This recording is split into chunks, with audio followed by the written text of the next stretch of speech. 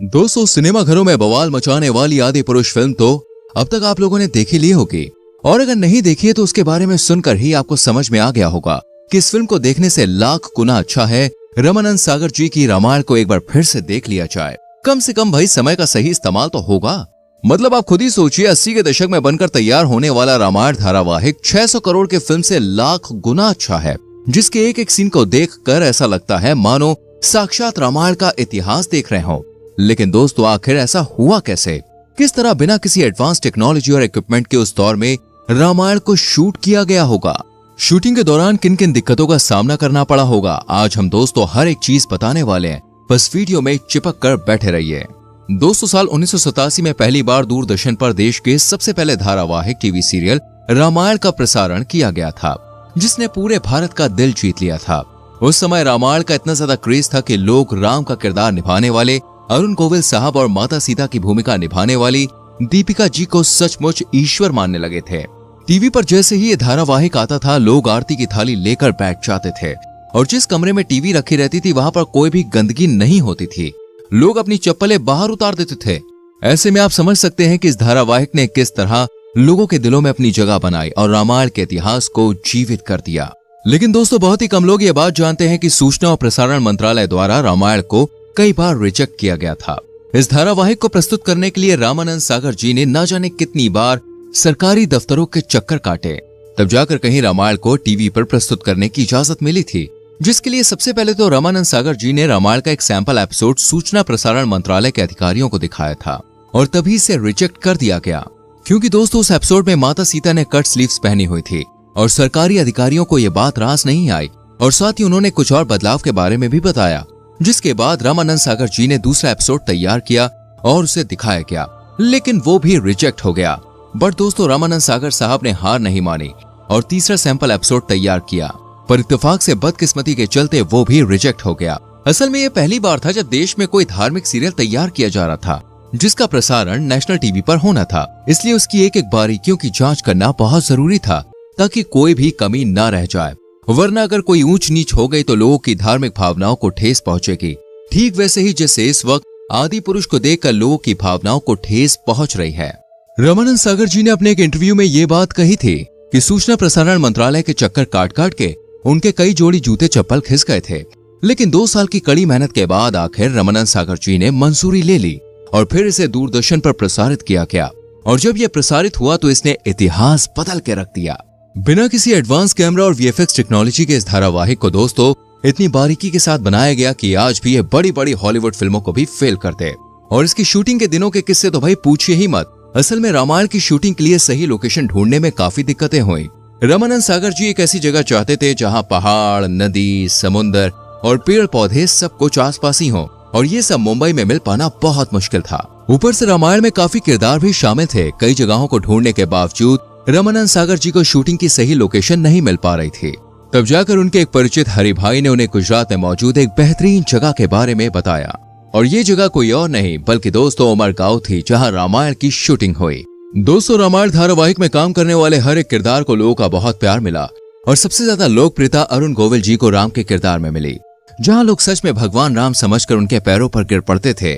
लोग इन्हें देखते ही रोना शुरू कर देते थे।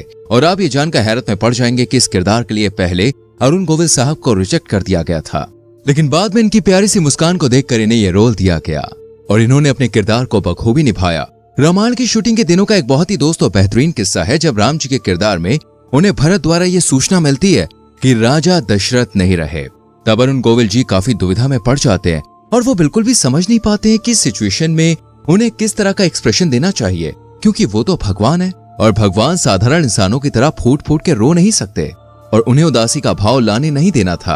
और यही सीन उनके लिए रामायण का सबसे ज्यादा चैलेंजिंग सीन बन गया था। लेकिन फिर बाद में उन्होंने सीन को बड़े ही बेहतरीन तरीके से पूरा किया।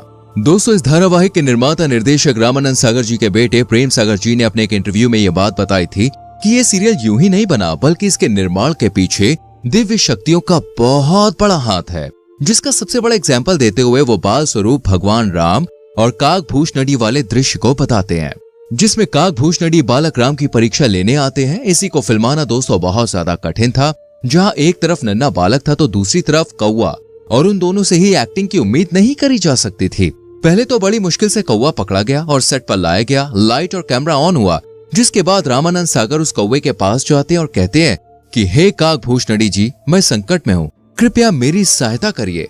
रामानंद सागर जी के इतना कहते ही ऐसा लग रहा था मानो कौवे को पूरा सीन समझ में आ गया हो, क्योंकि इसके बाद जो हुआ उसे देखकर हर कोई हैरान था। जहाँ एक मंझा हुआ कलाकार जिस तरह काम करता है, ठीक कौवे ने भी वैसा ही किया।